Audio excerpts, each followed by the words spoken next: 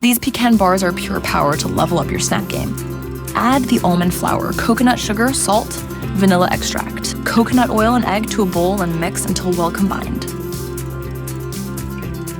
Preheat the oven to 180 degrees Celsius. Chill for 10-15 minutes. Line a baking sheet with parchment paper. Add the base mixture and press it down with the back of a cup. Bake for 10 minutes. In a large bowl, combine the eggs, coconut sugar, coconut oil, maple syrup, cinnamon powder, tapioca flour, and pecans.